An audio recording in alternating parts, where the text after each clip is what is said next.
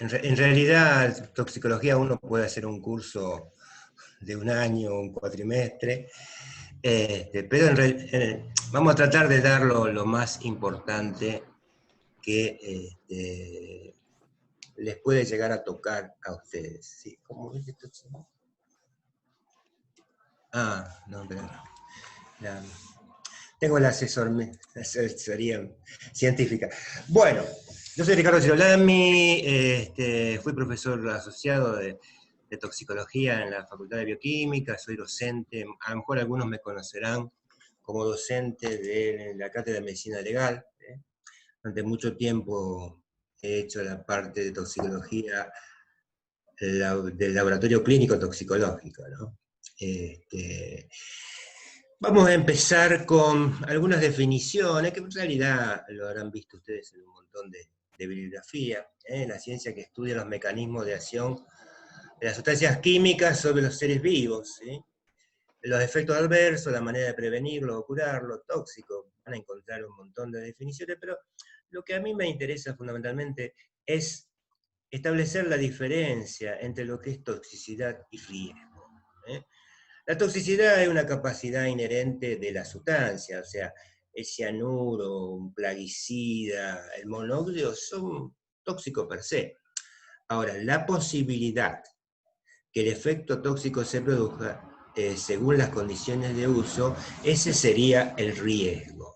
O sea, siempre uno, no siempre yo trato de explicarlo con un ejemplo relativamente sencillo, que es, si un operario está expuesto a dos sustancias, una muy tóxica pero muy poco volátil, y otra que es muy volátil pero relativamente poco tóxica, uno puede decir que en cuanto a la toxicidad, la primera sustancia es la más tóxica, ¿no? Pero el riesgo, la probabilidad de que un operario se contamine, lógicamente va a ser mucho más alto con las sustancias más volátiles. ¿Sí? La toxicología laboral, como toda la toxicología, es decir, existe la toxicología de los alimentos, la toxicología clínica, la toxicología ambiental. Cada uno tiene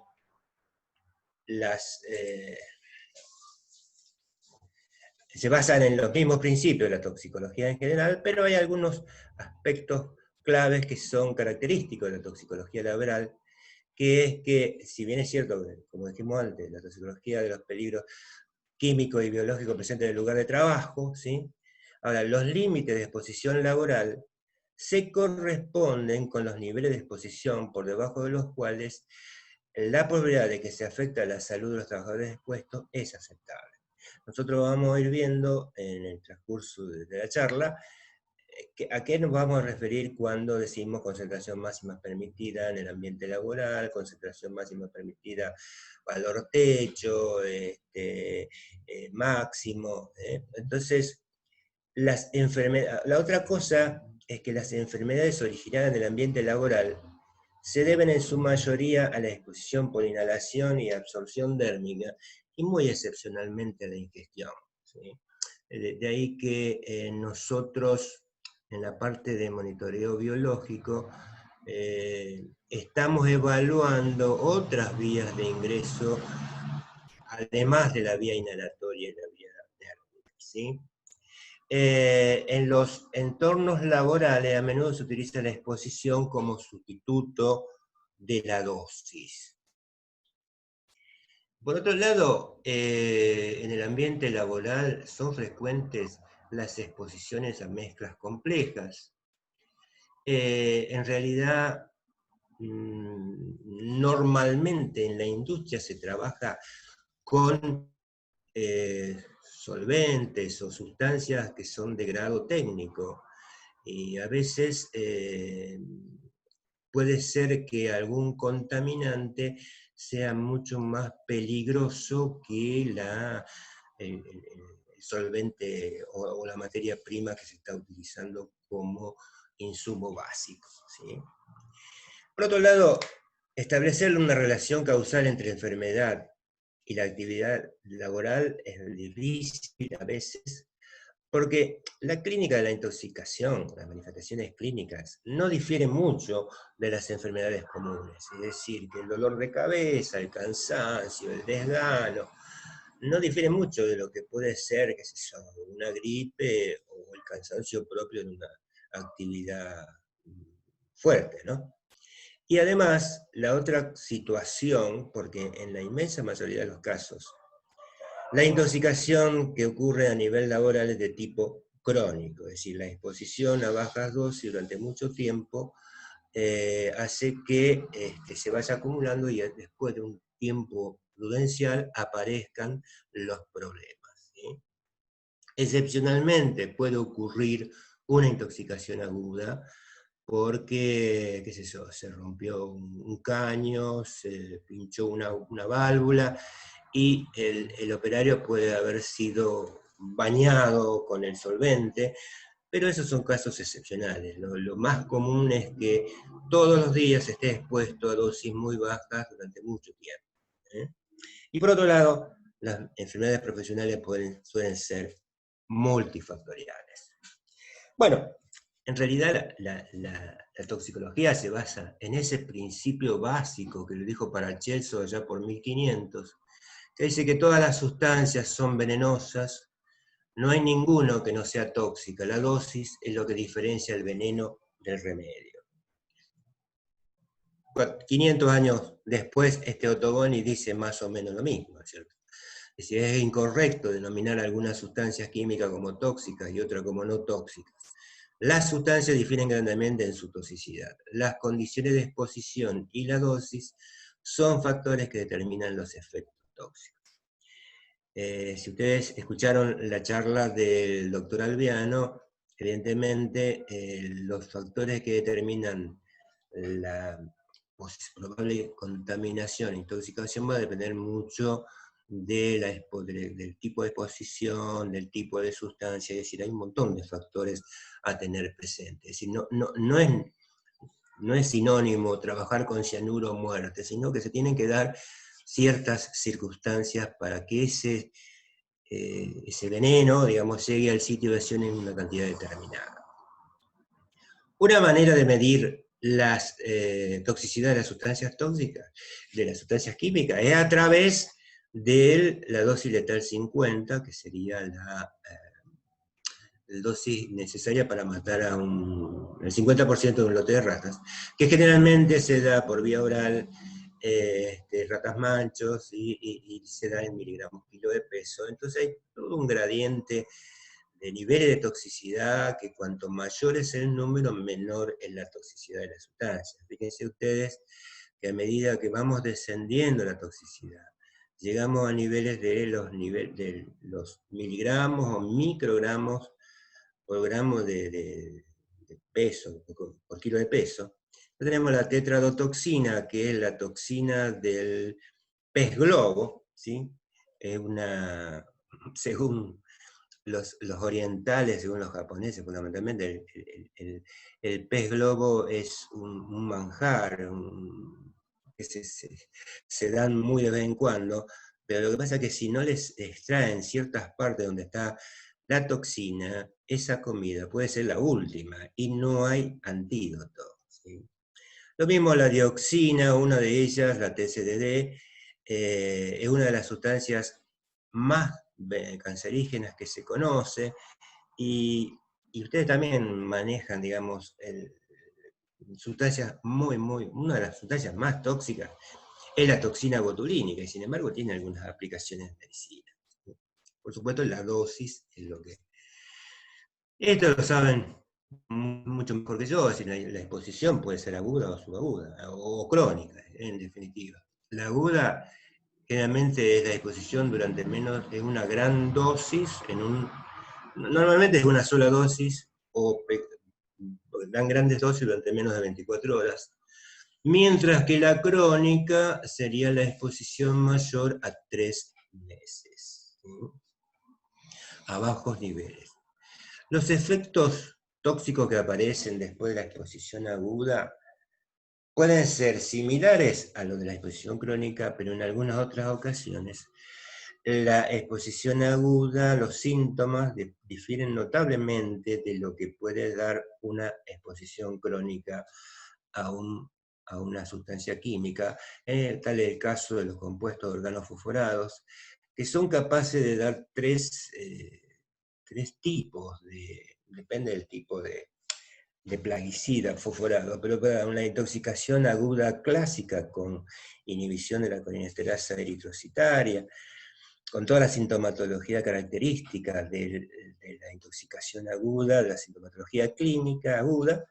Después da un síndrome intermedio y también está un síndrome crónico que no tiene nada que ver con la intoxicación aguda. Lo mismo pasa con el benceno. El benceno, en la intoxicación aguda, como todos los solventes, va a producir una depresión del sistema nervioso central, como el alcohol etílico, con una etapa previa de pseudoexcitación, ¿sí? Pero que después la muerte se va a producir por paro del centro respiratorio, ¿sí? Lo mismo el alcohol etílico, donde el órgano de choque en el agudo es el sistema nervioso central, mientras que en el crónico el órgano de choque afectado va a ser el hígado particularmente. En el caso del arsénico también es diferente el agudo de lo crónico, porque en el caso de la intoxicación arsenical crónica, que es la que pueden sufrir aquellos que viven en zonas con aguas contaminadas endémicamente con arsénico, que da lugar al acre. Bueno, el arsénico es un cancerígeno, ¿sí? Mientras que la intoxicación aguda, que por suerte, afortunadamente, ahora no existe prácticamente, producía una serie de síntomas como vómitos y diarreas profusas que llevaban a la muerte por ese grave trastorno hidroelectrolítico. Y para las exposiciones repetidas existe una correlación entre dosis, intervalo y velocidad de eliminación, ¿sí? Bueno, aquí más o menos tratamos de simplificar lo que era un efecto agudo, donde este señor mete la nariz a las 11 y a las 11:01 es caput, mientras que en el efecto crónico, este joven en 1965 se va exponiendo y después de unos cuantos años se jubila y está hecha una piltrafa. Bueno, una de las cosas que ustedes pueden ver es cómo se clasifican las sustancias. Uno puede clasificarlas de las más diversas maneras, pero nosotros, siguiendo a lo que dice la Organización Mundial de la Salud y la clasificación de los plaguicidas en base a la dosis letal 50, se clasifican en grupo 1A, 1B, 2, 3 y 4, o también puede ser 1, 2, 3, 4 y 5, donde se tiene en cuenta la dosis letal 50 por vía oral, por vía dérmica, y para mí digamos, sería la regla de los 5, donde extremadamente peligrosos, ¿sí? Tienen una dosis letal 50 de 5 o menos, altamente peligrosos menor de 50, moderadamente menor de 500, ligeramente peligrosos menor de 2000, y los que son poco tóxicos en más de 2000. Eso viene relacionado con las bandas, es decir, obviamente los plaguicidas que uno usa en el hogar generalmente tienen esa banda verde, ¿no es cierto? Son aquellas sustancias que tienen una dosis letal 50 bastante alta, donde las chances, digamos, de producir una intoxicación son bastante leves.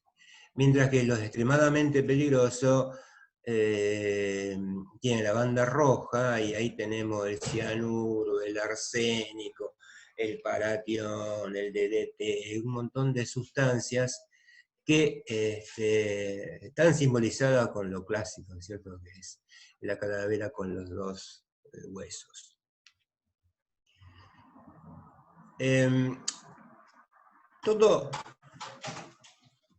Todos los compuestos que producen los efectos deben ser absorbidos.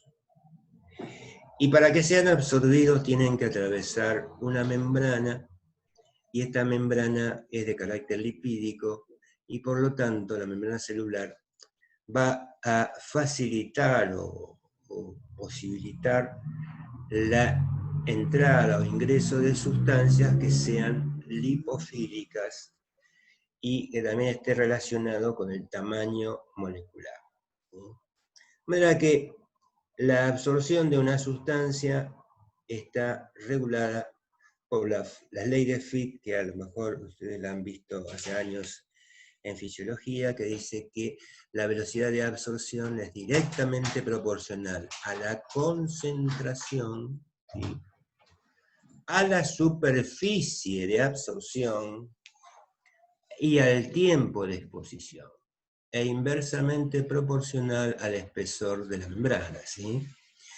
De manera que el alcohol, que no necesita de ningún transportador, se va a absorber en el estómago directamente proporcional a la graduación alcohólica de la bebida. O sea, el whisky se va a absorber mucho más rápido que el vino y que la cerveza, que tienen mucha menor graduación alcohólica. ¿Sí? Bueno, este es el recorrido, el devenir que tiene una sustancia química en el organismo una vez absorbido por alguna de estas vías. La sangre es la encargada de la distribución, ¿sí? Va a pasar por el blanco, va a pasar por el hígado, donde va a sufrir algún tipo de metabolización, degradación o activación. Va a filtrar por los riñones, donde a su vez puede ser reabsorbida, ¿sí? Va al sitio blanco y también va a otros sitios donde, por la presencia de algún compuesto o por afinidad con algún tejido, estas sustancias se depositan. O sea, las sustancias lipofílicas obviamente se van a depositar en las grasas, mientras que otras van a depositarse en otros lugares, como pueden ser los metales pesados, como el arsénico, el plomo, que tienen una afinidad por la queratina, se va a depositar en pelo, uña. El plomo va a competir con el calcio y se va a depositar en los huesos, donde en esos órganos de depósito tienen una vida media muy larga, es decir, ahí está la concentración es muy alta, pero no la actividad. La actividad del tóxico se da en el órgano blanco, target, el tejido, donde ejerce su efecto, ya sea en el núcleo, en la célula entera o en las mitocondrias, ¿sí? Bueno, una vez distribuida la sustancia a todo el organismo, habrá sufrido algún proceso de biotransformación, ¿sí?, donde el organismo, a través de sus sistemas enzimáticos encargados de la metabolización de sus productos endógenos, también va a tratar de modificarla de alguna manera la sustancia, transformándola por oxidación, reducción, hidrólisis, de alquilación.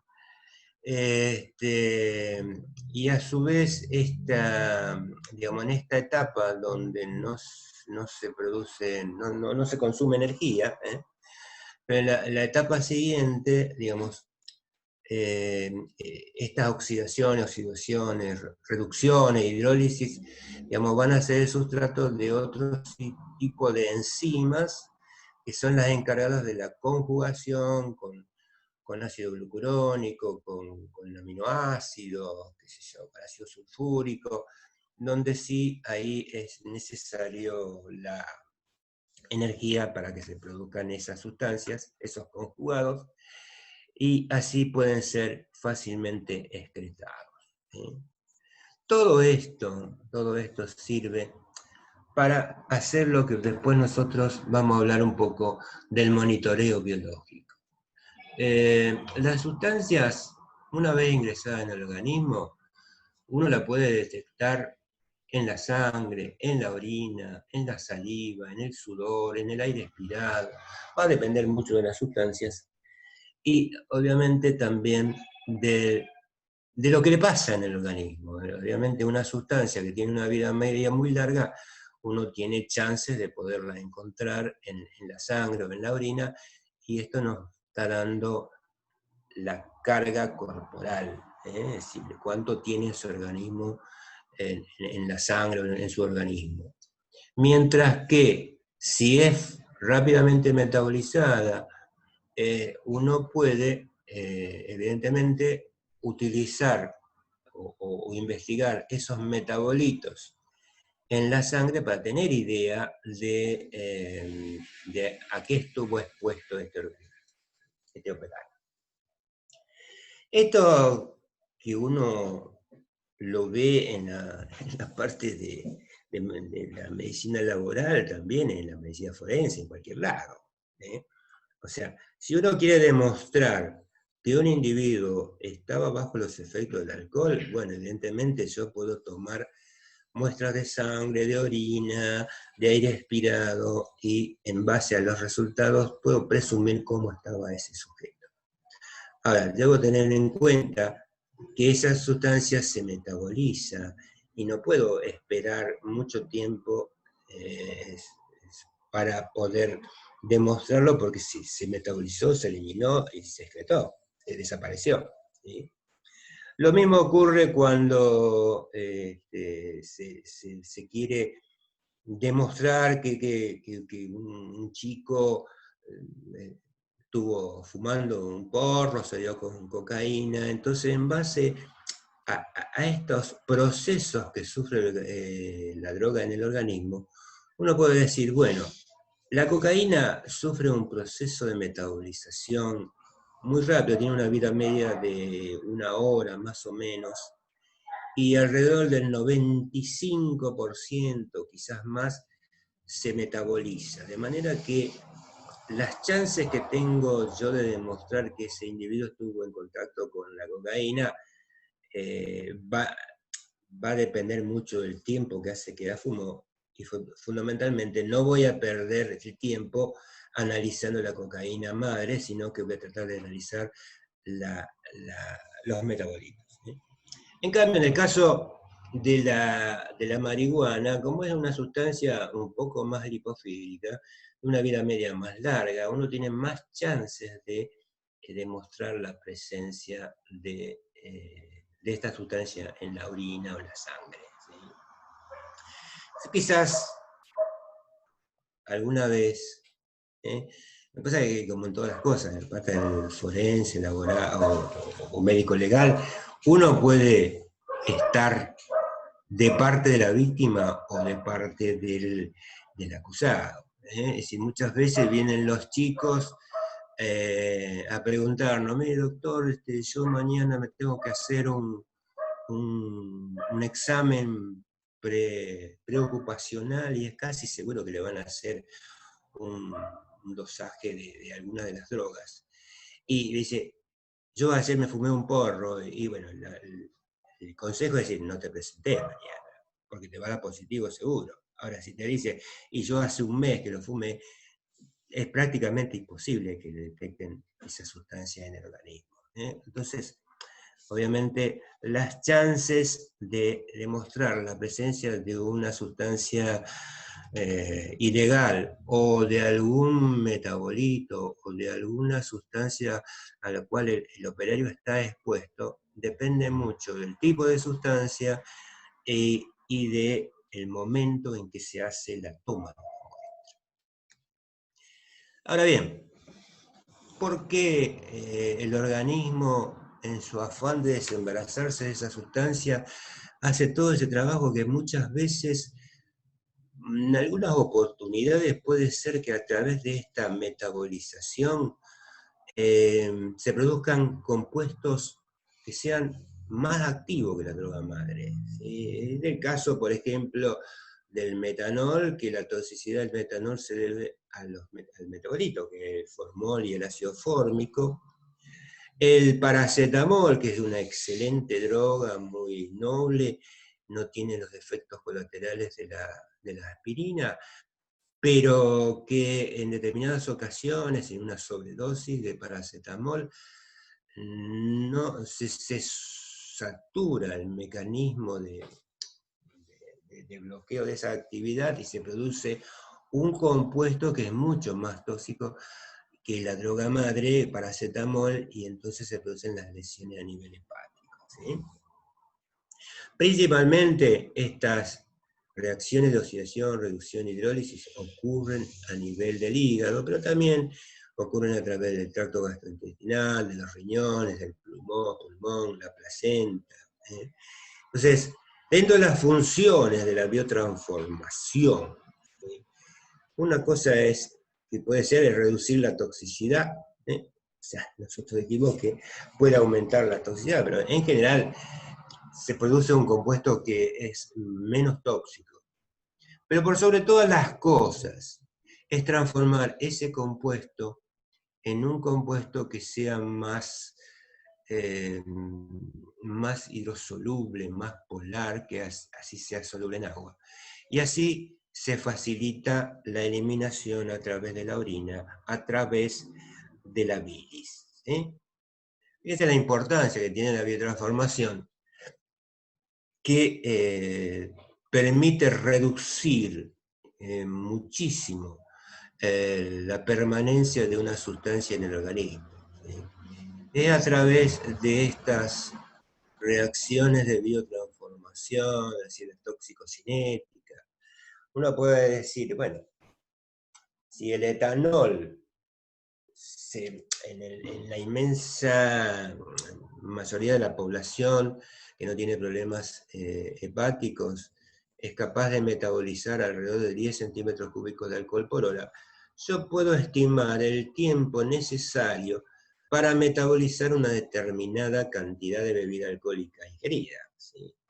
Si uno se toma un porrón de cerveza, lo cual no es una cosa excepcional en verano, en unión de amigos, la cerveza normalmente tiene 5 grados de alcohol, son 5 centímetros cúbicos de alcohol por ciento, o sea, un litro son 50 centímetros cúbicos, 50 mililitros, de manera que un porrón se metabolizaría, se eliminaría en un lapso de tiempo entre 5 y 6 horas.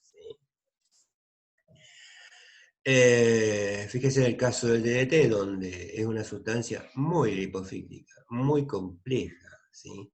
Pero a pesar de eso, el organismo es capaz de introducirle algún mecanismo, alguna oxidación, y de estar infinitamente en el organismo, digamos, se va eliminando a través de semanas o meses. Todo esto nos permite a nosotros ver un poco, quizás ustedes ya han visto o han escuchado, lo que son las concentraciones máximas permisibles en el ambiente laboral, la concentración máxima de la CMP o TLB, que es como se conoce en la bibliografía yankee o inglesa, que es el threshold limit value o el valor límite umbral. ¿Sí? Estas concentraciones máximas permitidas, ¿sí?, hacen referencia a concentración de sustancias que se encuentran en el aire y que a nivel del conocimiento actual se cree que los trabajadores expuestos a esos niveles repetidamente día por día no van a sufrir efectos adversos para la salud. O sea, tengan en cuenta esto, que es muy importante. Estos valores obedecen a la distribución gaussiana, lo cual significa que más o menos un 95% de la población expuesta a esos niveles va a responder adecuadamente, lo cual no significa que el 2 o el 5% de los operarios restantes puedan ser más resistentes a esos valores, es decir, puedan soportar más concentración sin tener ninguna patología, y otros que al revés, ¿no es cierto?, sean más vulnerables y sean los individuos diana de ese grupo de operarios. ¿sí? Acá, más que, siempre nosotros decimos que hay una gran variabilidad individual, y evidentemente acá en toxicología es cierto, porque no todo el mundo va a responder de la misma manera frente a una sustancia química. Existen variabilidades individuales, es decir, nuestro perfil enzimático no necesariamente es igual al de todos.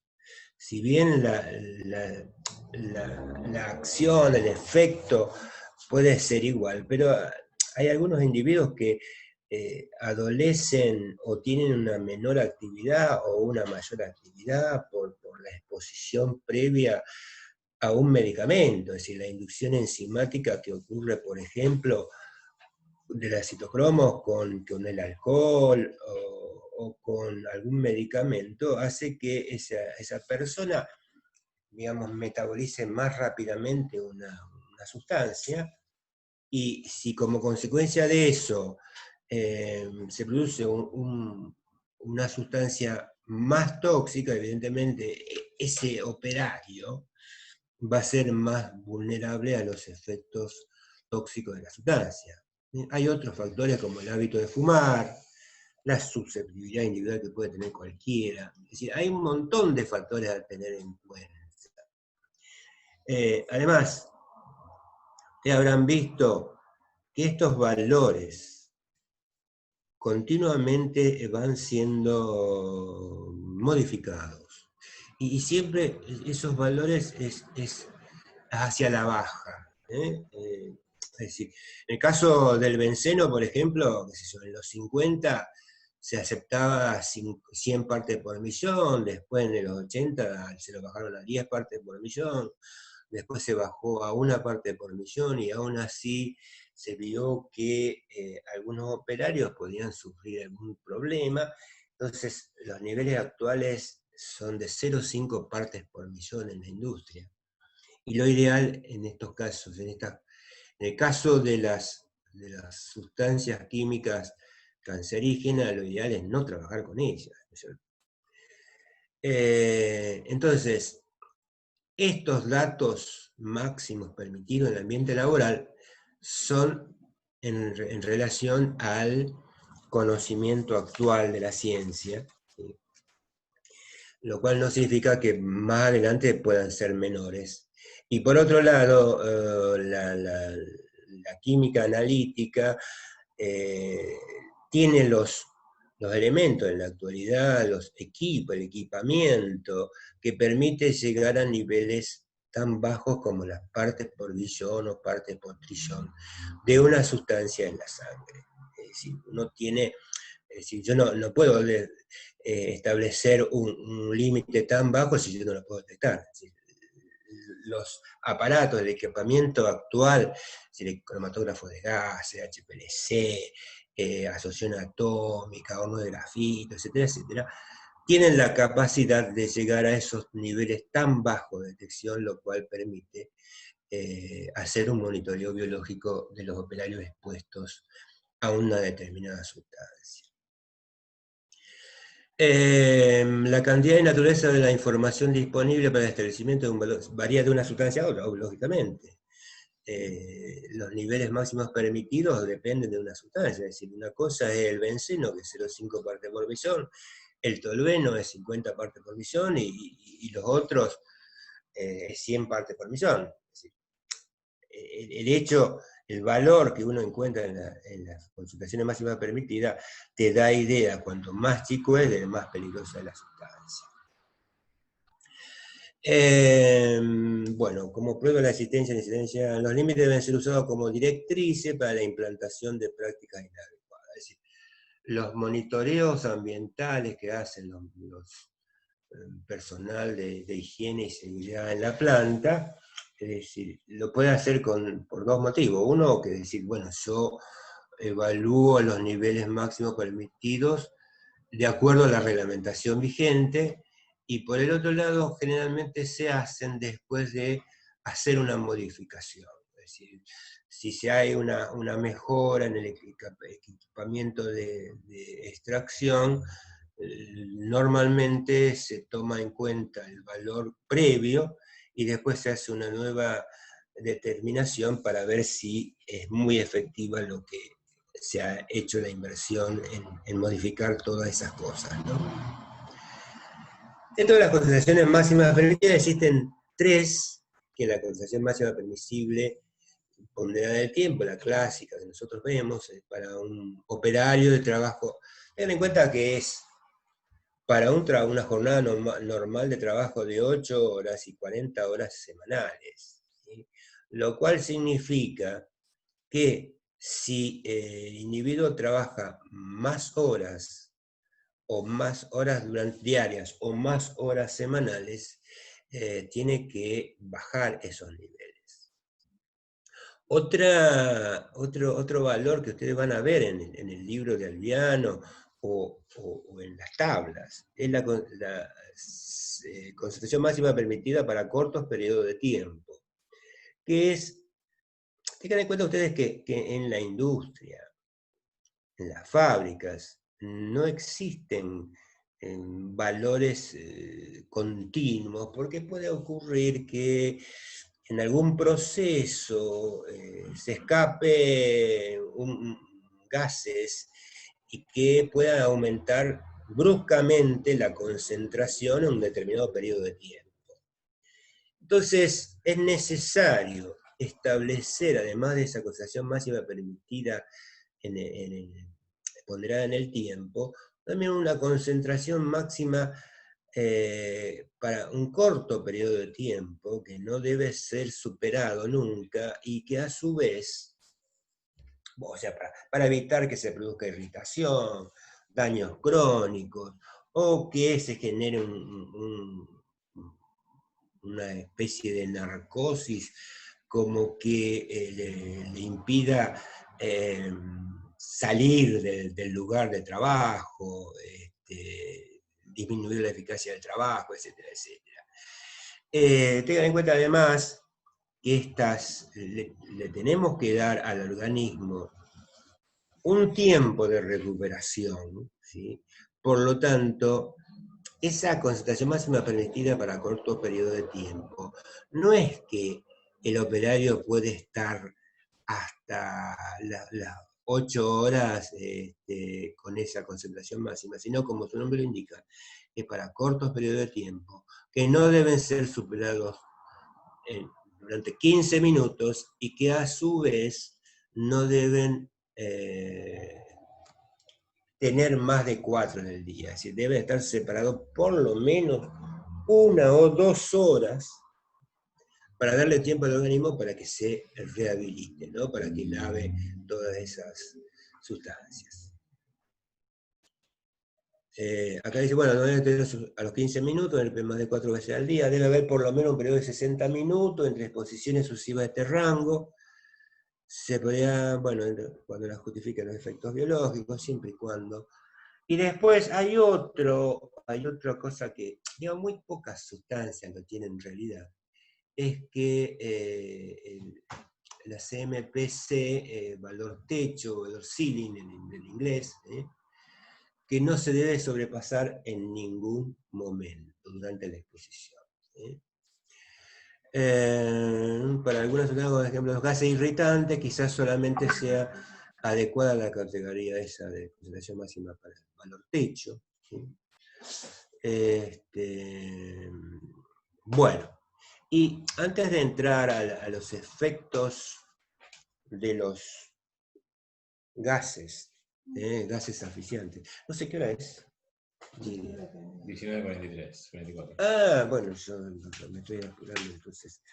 Vamos a hablar algunas cosas sobre el monitoreo biológico, que quizás es importante porque según la Superintendencia de Riesgo del Trabajo, para cada riesgo existe una manera, un marcador de exposición. Existen dos tipos de marcadores, uno de exposición y otro de efecto. Como su nombre lo indica, de exposición nos mide la carga corporal. en el marcador de exposición uno mide la sustancia química o el metabolito en la sangre, en la orina, donde sea más conveniente, ¿sí? Mientras que el marcador de efecto, porque hay que tener en cuenta que además que no todas las sustancias que se utilizan en la industria, que son cientos o miles, tienen un marcador de exposición y tienen un marcador de efecto. Entonces, a veces hay que ver un poco más las cosas. El marcador de efecto, como su nombre lo indica, de alguna manera yo estoy midiendo el efecto que produce esa sustancia en el organismo, ¿sí?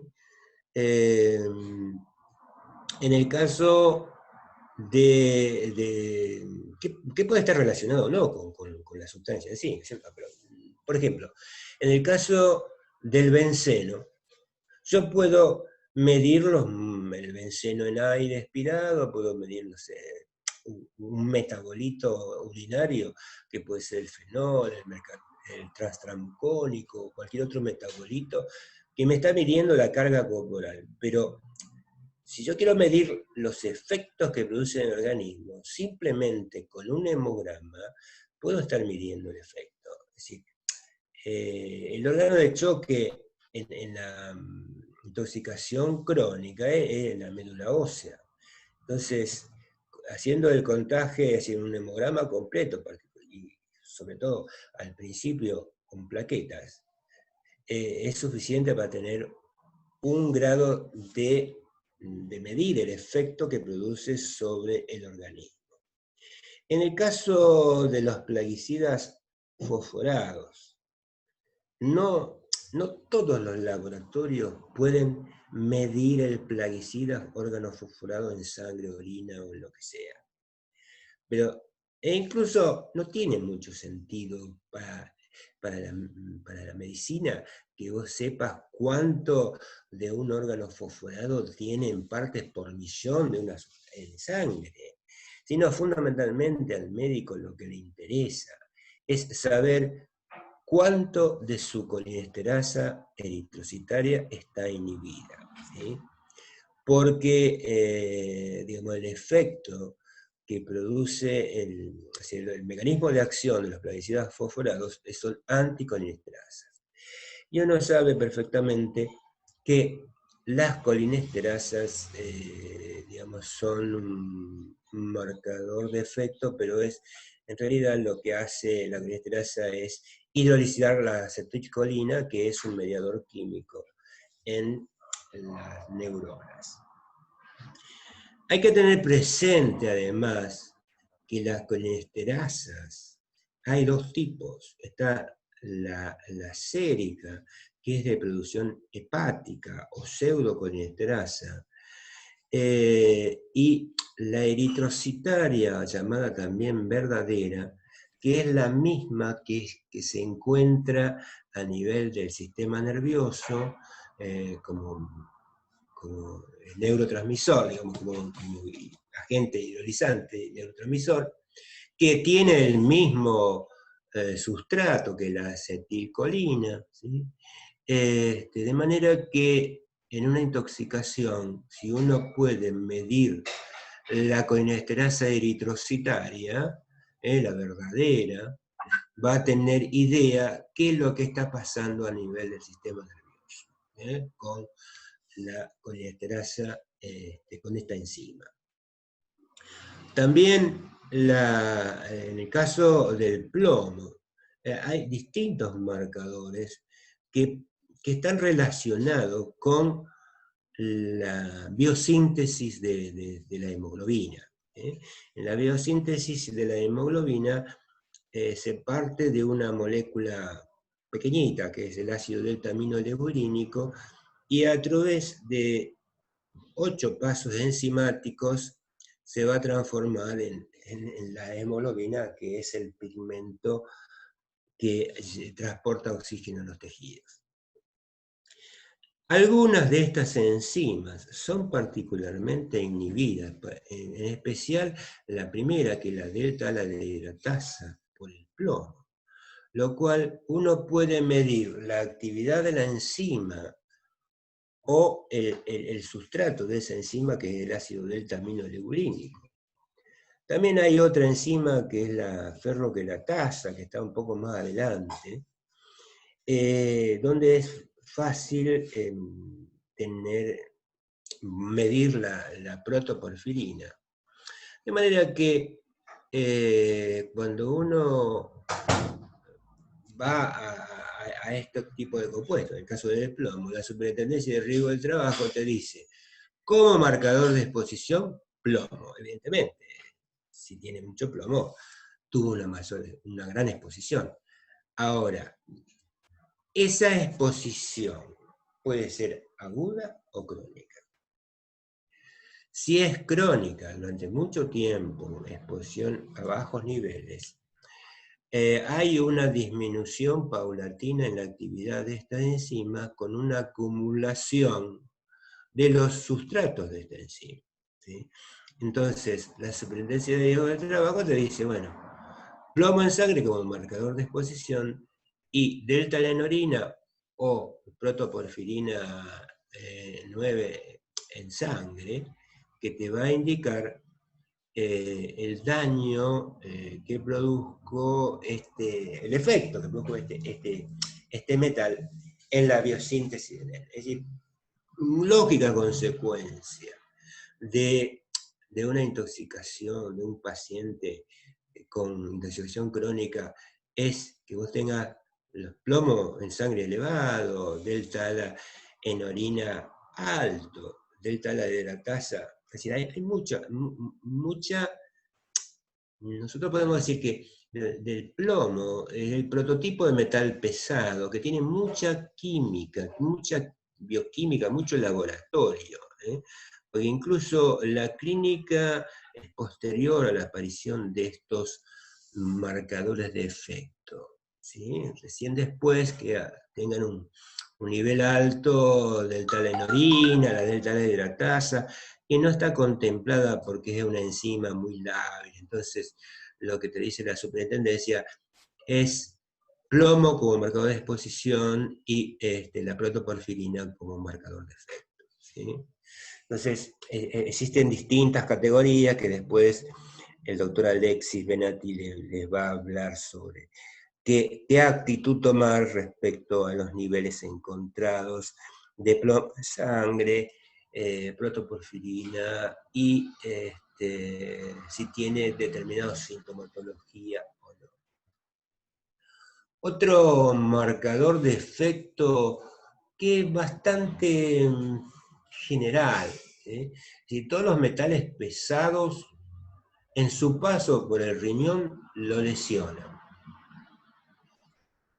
De alguna manera, entonces ustedes van a ver que, qué es eso, la intoxicación por metales pesados, como puede ser el cadmio, el cromo, se pide el cromo o cadmio en orina como marcador de exposición y como marcador de efecto en una proteinuria, como un marcador grosero del daño renal, y también la creatinina, la uremia, dentro de lo que es la vigilancia médica.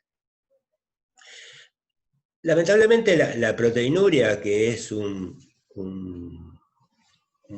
análisis muy fácil, es decir, cualquier laboratorio puede hacer la proteinuria, pero digamos es un marcador tardío, porque cuando aparece la proteinuria ya el daño está hecho. En realidad lo que se está haciendo en la actualidad son algunos marcadores tempranos de daño renal, como puede ser, qué sé yo, la beta-2 microglobulina, que aparecen en los primeros estadios antes de que, digamos, el riñón tenga algún tipo de lesión, ¿sí? Eso, digamos, son las cosas que hay que tener en cuenta en cuanto al monitoreo biológico. La otra cosa también importante a tener presente en el monitoreo biológico es el tiempo en que se debe tomar la muestra. Por lo que estuvimos viendo, obviamente, yo lo puedo tomar en un tiempo donde prácticamente desapareció, ¿sí? Sobre todo en aquellas sustancias que tienen una vida media corta. Entonces, yo puedo habrán visto incluso en las noticias policiales. Es decir, un tipo tuvo un accidente bajo los efectos del alcohol y se presentó 8 horas después. Entonces es muy poco probable que le encuentren, le muestren alcohol en orina o en sangre. Entonces, lo que se hace habitualmente es tomar la muestra al final de la jornada y también al final de la jornada o de la semana laboral.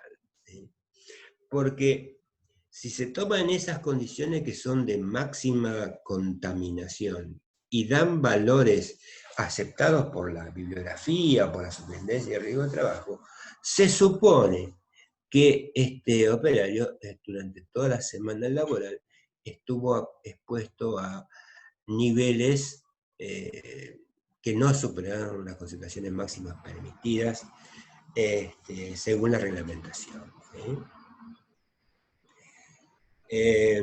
Por eso a veces no tiene sentido, mucho sentido, hacerle a los operarios de monitoreo los lunes a la mañana, en ayuna, por más que tomen en ayuna, porque si el tipo dejó de trabajar el sábado al mediodía, tuvo 36 horas como para hacer un barrido de esas sustancias. O sea, desde el punto de vista práctico hay que hacerlo al final de la jornada laboral. Pero tengan en cuenta que para aquellas sustancias que tienen una vida media muy larga, el caso del plomo, de los metales pesados, que uno le saque sangre a la mañana, a la tarde, a la noche, que esté en ayuno o no, no modifican las cosas. El ácido delta-aminoleurínico, los otros los valores de efecto del plomo, como protoporfirina o las porfirinas en general, no se modifican, porque ya el plomo no tiene una vida media en la sangre de alrededor de 20 o 30 días y en los huesos de 20 o 30 años. O sea que le saqué a la mañana, a la tarde, a la noche, no hace mucho, no hay ninguna modificación. Por otro lado, tampoco es necesario que el individuo esté en ayunas, sino que a lo mejor en el peor de los casos, un ayuno de 3 horas es suficiente.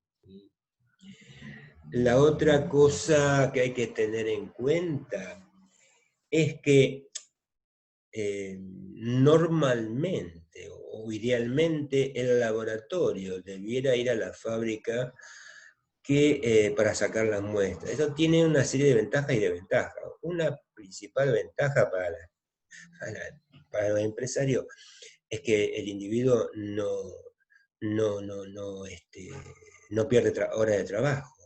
Cuando tiene que ir al laboratorio del centro, se toma el día, generalmente. O sea, no pierde la jornada laboral. Por otro lado, vos estás sacando mientras el individuo está expuesto, cosa que cuando va al laboratorio tiene varias horas de no exposición. Pero, digamos, tiene la posibilidad que en el ambiente existan sustancias que pueden contaminar la muestra, ¿sí? Es decir, si vos estás monitoreando plomo en sangre en una fábrica de baterías, y habrá que tener cuidado el lugar, la oficina, que tiene que estar lo más aislada posible del ambiente, del ambiente laboral, por supuesto. ¿Sí? Bueno, después con respecto a la expresión de los valores, ustedes habrán visto que la mayoría de los resultados se expresan como miligramos, gramos, qué sé yo, mililitro, gramo de creatinina. Y eso es porque son muestras puntuales que uno toma, es decir, lo ideal sería tomar una muestra de 24 horas y saber cuánto excreta por día. Lo que pasa es que eso no es práctico para nada, obligar al operario que junte orina durante 24 horas, y por otro lado, es muy fácil de contaminar o de adulterar la muestra. De manera que, como se toman muestras así al azar en cualquier momento, es necesario, digamos, hacer que esos valores encontrados en la orina no, no estén, ¿cómo le puedo decir?, relacionados o con la diuresis, o si el tipo está tomando un diurético, o lo que habitualmente ocurre, que si está haciendo un trabajo pesado como consecuencia de la transpiración, la orina es más condensada, entonces la excreción va a ser mayor, ¿no es cierto?, por unidad de tiempo. Así que en lugar de expresar esos valores como miligramos, microgramos o gramos por litro, normalmente ustedes van a ver que los valores se expresan como miligramos, microgramos, gramos por gramo de creatinina. Es decir, cada muestra de la orina debe hacerse el análisis específico, que es lo que pide la supertendencia, y una creatinina, en donde la creatinina también va a estar afectada igualmente que las sustancias a analizar, igualmente que la creatinina. O sea, si el individuo tiene una ingesta muy alta de líquidos o ha perdido mucha, la creatinina va a estar va a dar valor muy bajo o muy alto. Entonces, esa relación entre los niveles de microgramos, gramos por litro de la sustancia sobre los gramos por litro de la creatinina va a dar una relación que va a estar relacionada con la creatinina, ¿sí? Por eso los valores están expresados en ese, como gramo por gramo de creatinina, para deslindar los efectos de la dilución o concentración de la orina. Otra cosa a tener en cuenta en lo que es el monitoreo biológico es las interferencias o lo que aportan los hobbies o los hábitos, ya sea alimentarios o del hábito de fumar, a lo que uno está investigando. Es decir, si vos estás monitoreando el nivel de monóxido en el ambiente laboral, obviamente la carboxihemoglobina, ¿sí?, es un marcador de exposición. Pero la carboxihemoglobina no solamente proviene del monóxido del ambiente, sino que también puede formarse a través del monóxido del humo del cigarrillo. Entonces, el estudio, digamos, o la interpretación de los resultados también tiene que ver con los hábitos, ¿sí? En el caso de un fumador te va a dar alterado el monóxido, la carboxihemoglobina, pero también te va a dar alterado los tiocianatos, que es un marcador de exposición de los cianuros, ¿sí? Entonces ahí se plantea el problema.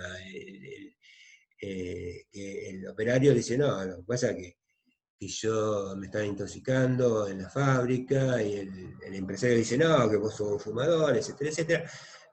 Entonces, ahí se plantea la duda, ¿no? Es decir, ¿cómo hacer?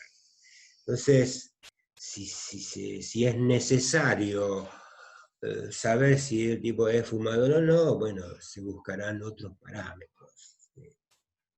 como puede ser la nicotina en sangre, la cotinina, que es un metabolito de la nicotina, etcétera, etcétera.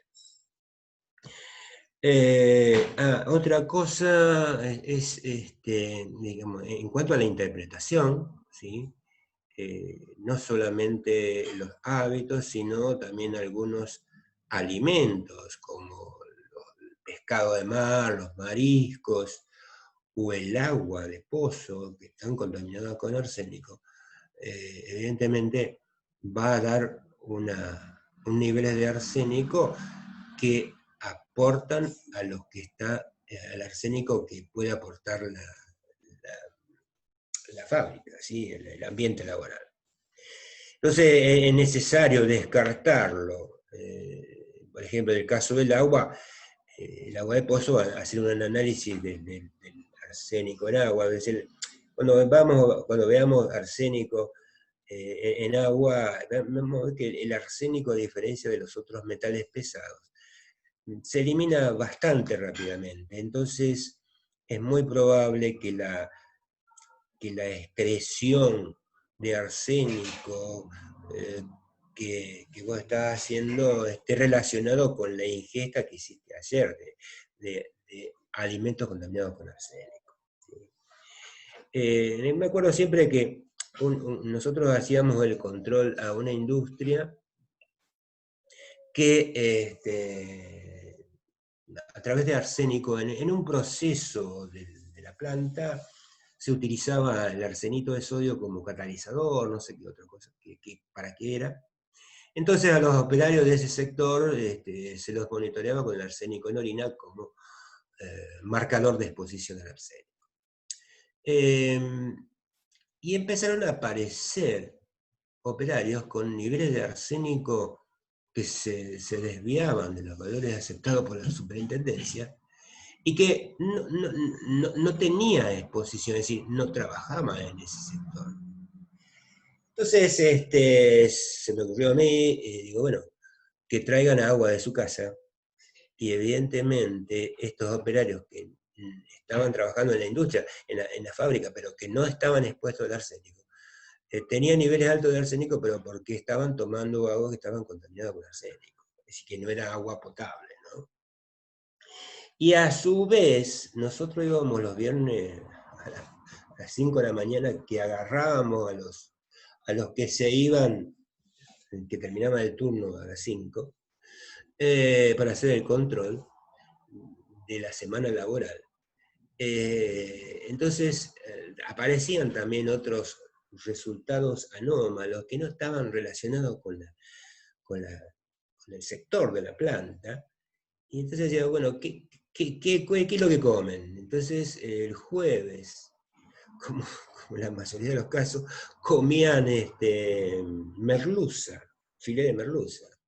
Así que bueno, también se cambió el filé de merluza de los jueves por el viernes al mediodía, que ya le habíamos sacado la muestra como para hacer el análisis. Es decir, hay que excluir cosas que pueden ser debido, digamos, a la contaminación ambiental o a un hábito. También hay que tener presente que, en base a lo que dijimos, que las sustancias se pueden metabolizar y transformar, muchas veces se eliminan prácticamente todas como metabolito, que estas sustancias pueden ser inducidas, pueden inducir de distintos sistemas enzimáticos. Entonces, una cosa es, por ejemplo, un individuo que ingresa a la planta con intoxicación alcohólica, es decir, una ebriedad, una intoxicación aguda, y que se expone a solventes cuyo efecto principal es depresión del sistema nervioso central. O sea, este operario ebrio va a tener una mayor depresión porque se suma la depresión del alcohol a la que le produce el solvente que está en exposición, ¿sí? Que sería diferente al caso de este mismo operario que es alcohólico, que tiene todo su sistema enzimático acelerado, y entonces si entra, digamos, fresco, sus enzimas van a metabolizar mucho más rápido lo que absorba del ambiente laboral. O sea, de ahí la gran variabilidad individual. Muchas veces lo podemos explicar a través de estas elucubraciones, pero muchas veces no se pueden explicar síntomas que tienen los operarios y que no los podemos asemejar a algo que estuvo en contacto, ¿sí?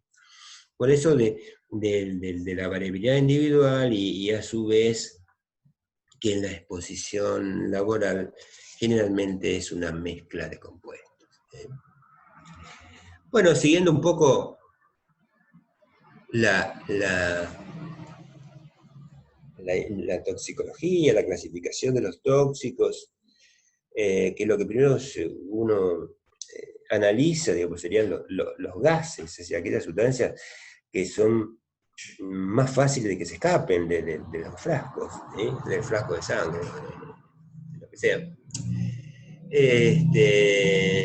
Vamos a ver los efectos tóxicos de los gases asfixiantes químicos, llamados así, porque una cosa, no sé si lo habrán visto ustedes en medicina legal, ¿no es cierto?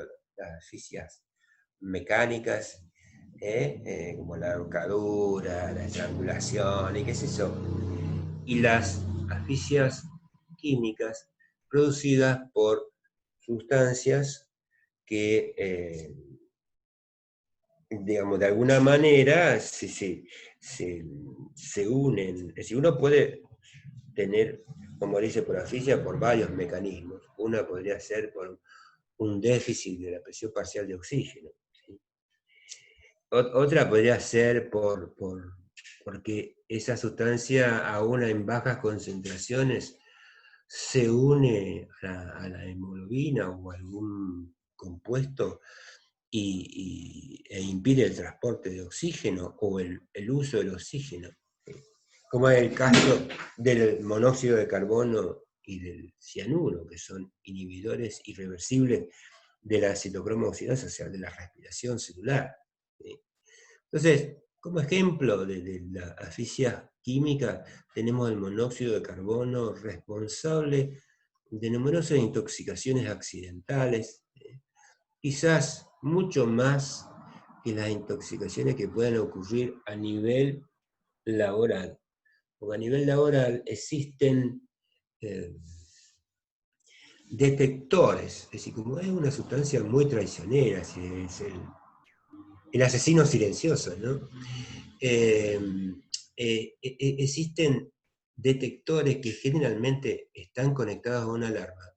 De manera que en el sector donde están expuestos los operarios al monóxido de carbono, cuando los niveles son lo suficientemente altos, suena una alarma y entonces los operarios salen de ese sector.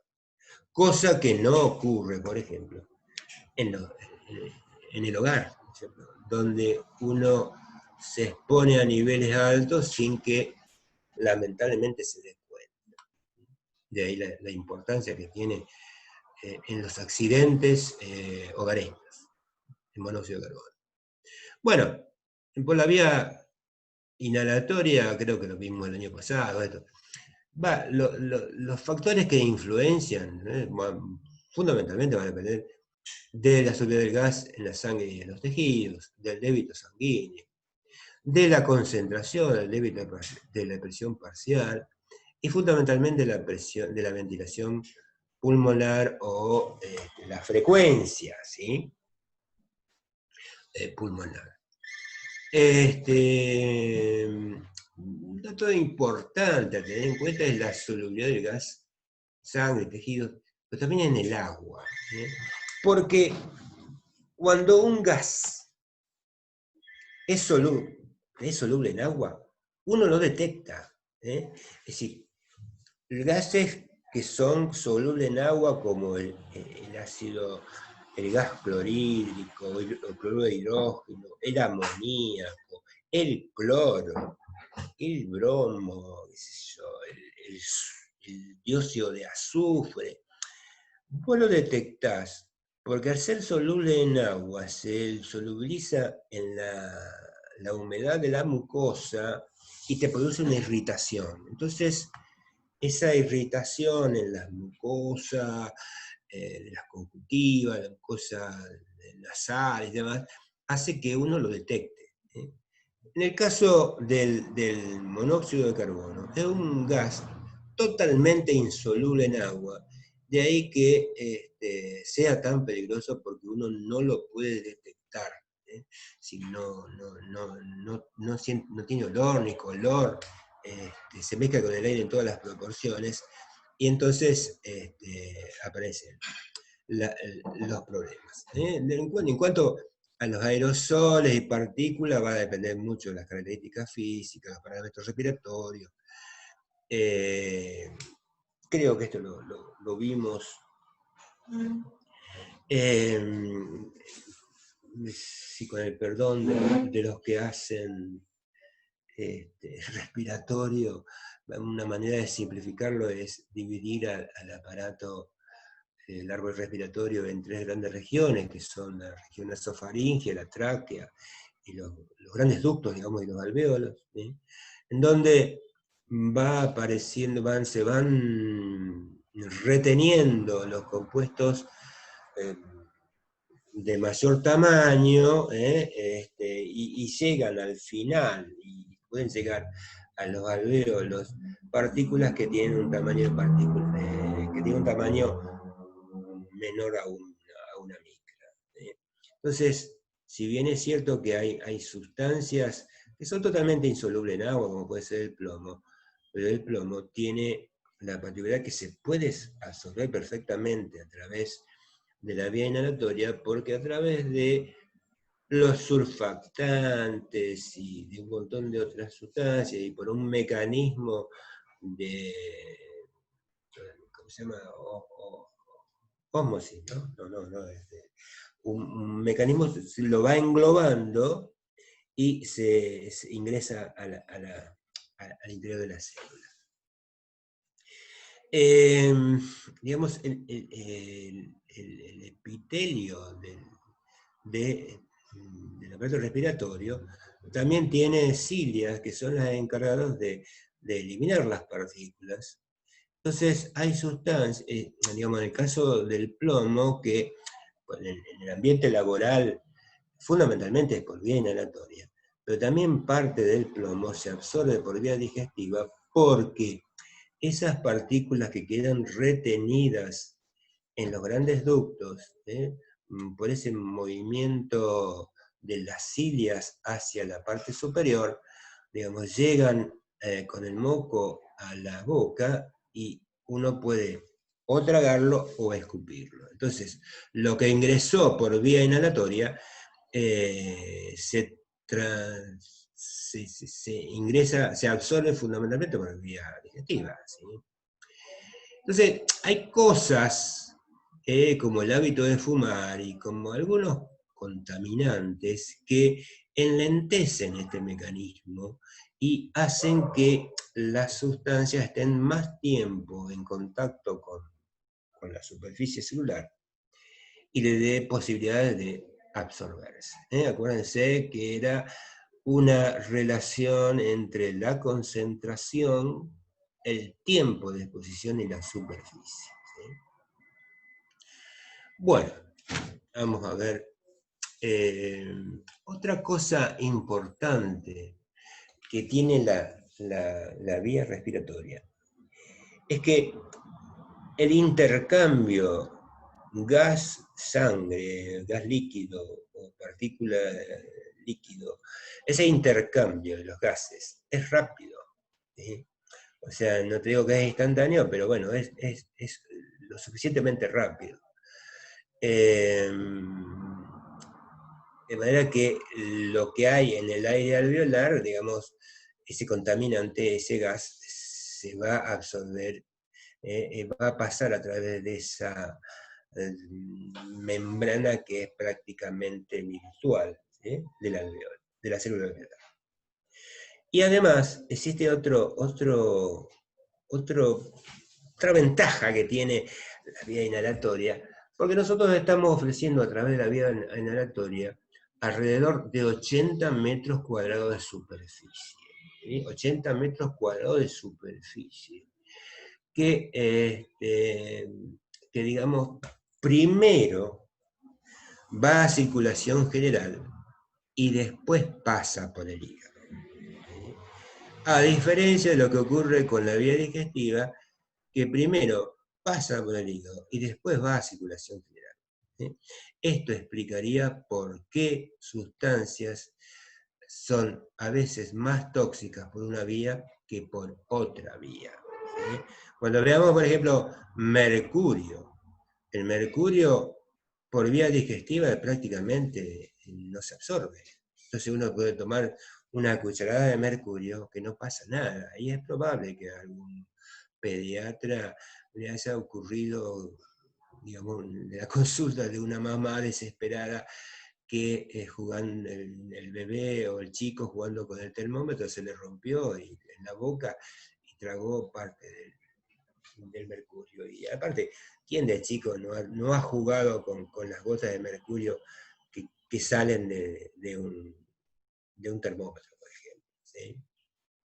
Entonces, todas estas cosas hacen o permiten justificar científicamente que una sustancia pueda ser más tóxica por una vía que por la otra. Por otro lado, además, eh, no te digo, o sea, lo más directo sería la inyección endovenosa, pero acá la absorción es muy rápida y además el tiempo en que una sustancia absorbida por vía pulmonar alcanza las células del sistema nervioso están entre los 8 y 10 segundos, de manera que un tipo que se fuma un porro siente los beneficios rápidamente. ¿Sí? Bueno, dos factores que influencian la absorción por vía inhalatoria, la concentración, la distribución, la frecuencia respiratoria. Esto es importante, porque a veces, normalmente vos podés justificar que un operario que está haciendo una actividad pesada, forzosa, va a intoxicarse mucho más antes que uno que está en reposo. ¿Sí? Es en base a esto que se utilizan aves para detectar monóxido, por ejemplo, en las minas. Por ejemplo. Es decir, en realidad más que monóxido es digamos, bajos niveles de oxígeno. ¿No? Es decir, los, los pájaros, al tener una frecuencia respiratoria de 80 a 100, tienen 5 veces más posibilidades de intoxicarse antes que nosotros. Por supuesto, también depende de la duración de la exposición, las propiedades químicas, físicas de la sustancia tóxica, la eficacia de los dispositivos de protección personal.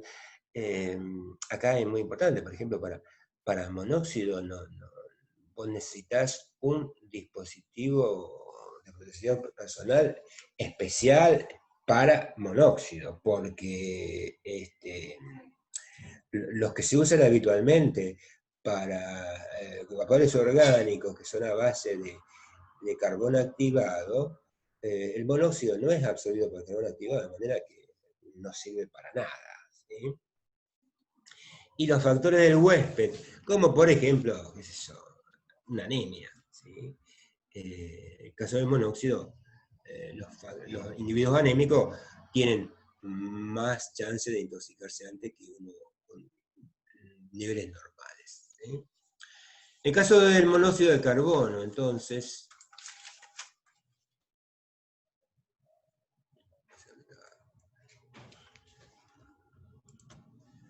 el caso del monóxido de carbono, que es Un gas incoloro, inodoro, insípido, se lo conoce como el nombre de asesino silencioso, producto de la combustión incompleta de la materia orgánica. El mecanismo de acción ustedes lo habrán visto un montón de veces, de fisiología, medicina legal, que tiene una afinidad unas 200 a 300 veces mayor por el oxígeno que la hemoglobina, por la hemoglobina, ¿sí? Que el oxígeno. Y esto explicaría el porqué qué sé yo, uno, por ejemplo, si fuese el único mecanismo de acción, un individuo con 50% de la hemoglobina como carboxihemoglobina estaría en las mismas condiciones que un individuo que en lugar de tener 15 gramos de hemoglobina tiene 7,5 gramos de hemoglobina. O sea, tiene el 50% de hemoglobina útil para el transporte de oxígeno.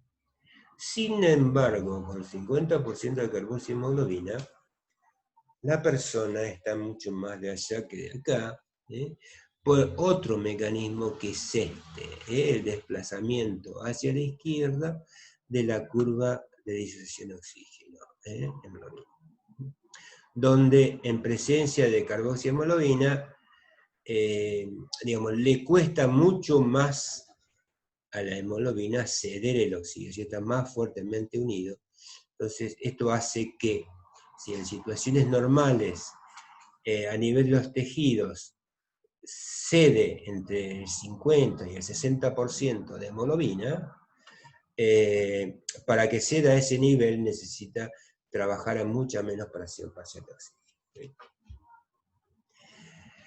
Bueno, cuando las fuentes, bueno, el motor de combustión, asteros, hornos y equipo de calefacción, el hábito de fumar, ¿sí?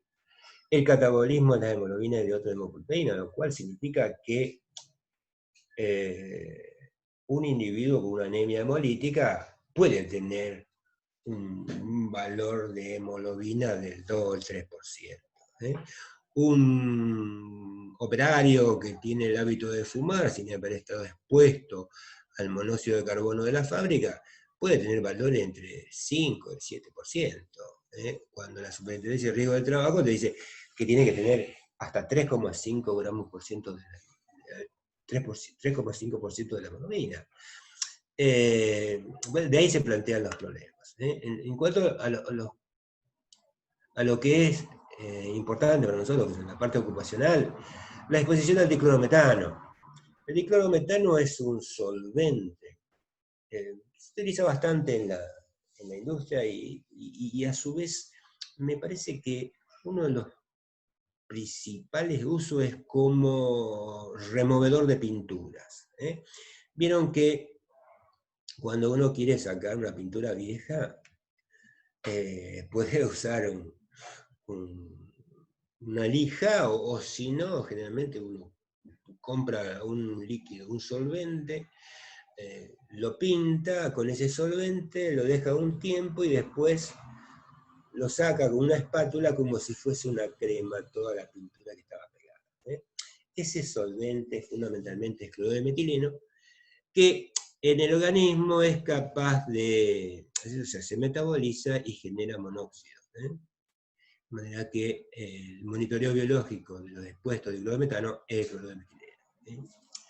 Obviamente, todas las industrias que de alguna manera usen calor van a tener problemas con el monóxido de carbono. O sea, los hornos, altos hornos de acero, el vidrio, la cerámica, ¿sí?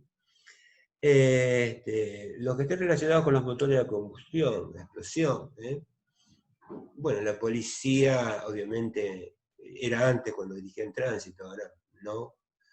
Pero en los túneles, en los túneles, en las grandes autopistas que van por túnel, uno ve cada tantos metros unos ventiladores impresionantes que son los encargados de movilizar al aire, ¿no es cierto?, para renovarlo.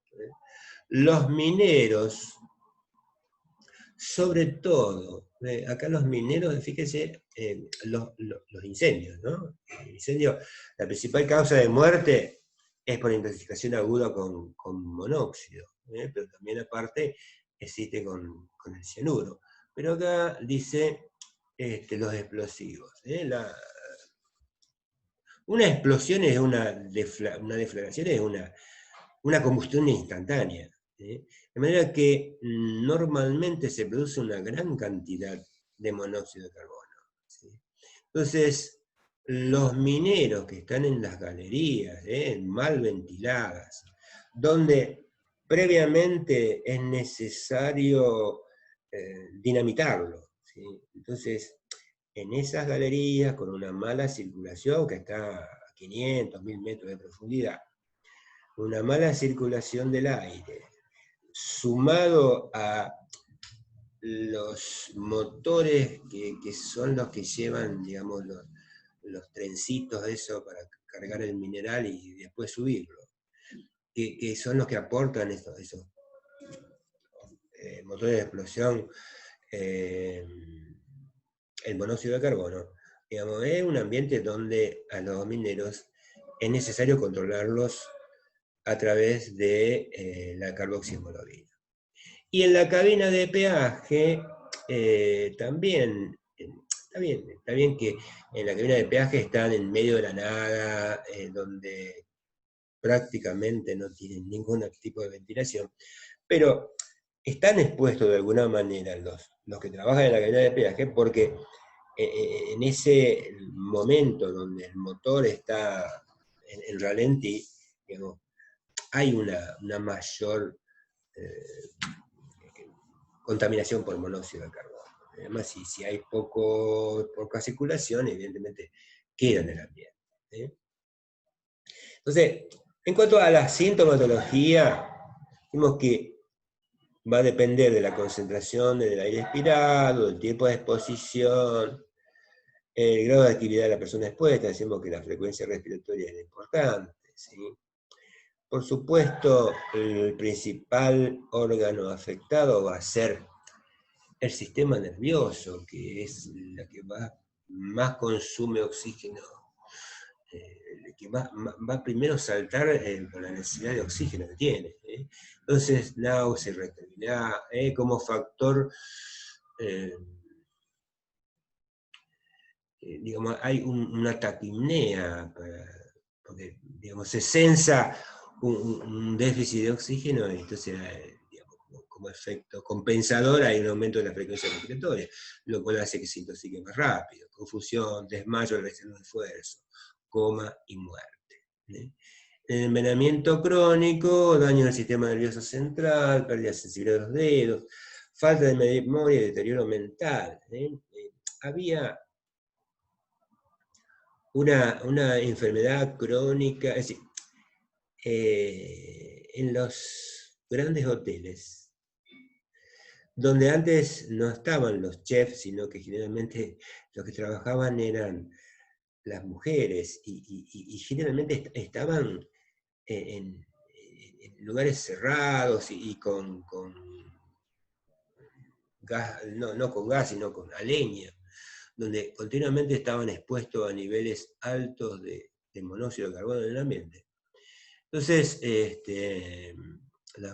se decía que estas mujeres tenían un trastorno del carácter y se conocía a esta enfermedad como la locura de las cocineras, ¿no? Y si uno le presta atención a los fumadores, no digo que tengan un deterioro mental, pero sí tienen una pérdida de la memoria, sobre todo los nombres propios, ¿no? Que es el efecto, digamos, que producen con la intoxicación crónica con monóxido de carbono. O sea, un fumador de un atado de cigarrillos por día tiene niveles de 5, 7 u 8% de la hemoglobina como carboxiemoglobina. Dentro de los factores agravantes de la anemia, que la decíamos antes, tiene la hemoglobina, al tener menor cantidad de hemoglobina, se va a saturar más más rápido. El embarazo, normalmente existe una anemia por dilución. Los fetos, tareas pesadas, la temperatura ambiente y la altitud, porque a mayor altitud tienen menor presión parcial de oxígeno. Tenemos monitoreo biológico. La Superintendencia de Riesgo del Trabajo dice que la concentración máxima permitida en el ambiente laboral son 50 partes por millón. Acá aparece para cortos periodos de tiempo. Fíjense que es bastante mayor que la concentración máxima permitida. El índice biológico de exposición, 3,5% de la hemoglobina, de la carboxihemoglobina, y es un control anual. En el examen clínico, que también debe ser anual, debe hacerse con orientación cardiológica, neurológica, sobre todo alteración de las pruebas de vigilancia, coordinación oculomotriz, atención oftalmológica y psicológica. Y para terminar, bueno, acá es un banner, creo que era la municipalidad de Armstrong, la provincia de Santa Fe. Digamos, es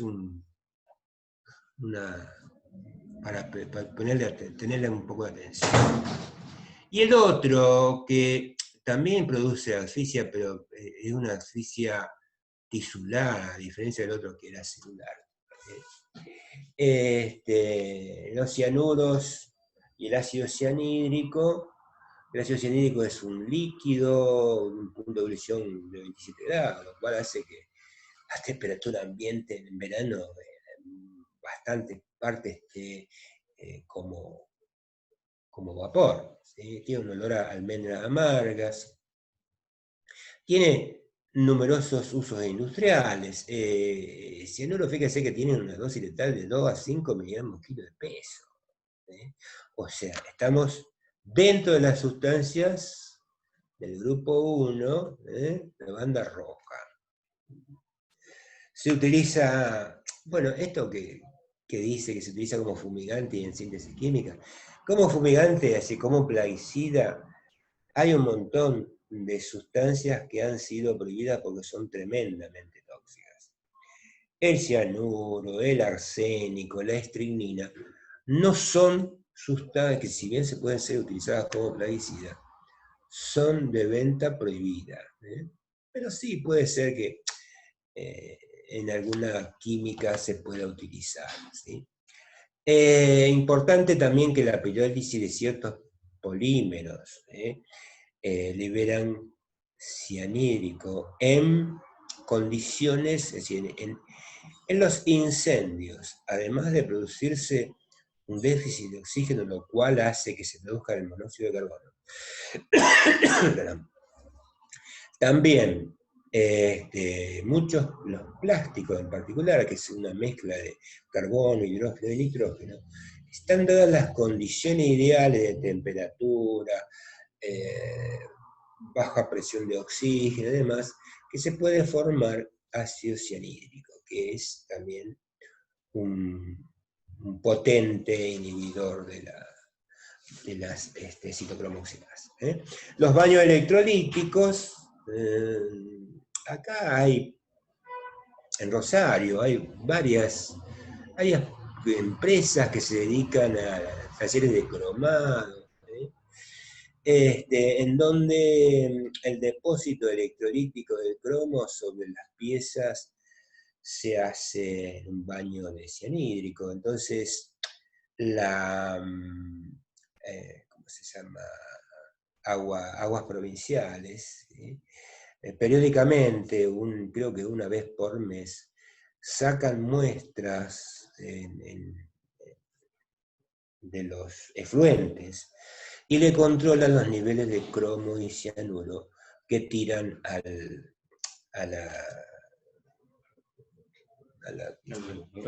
la corriente. Sí.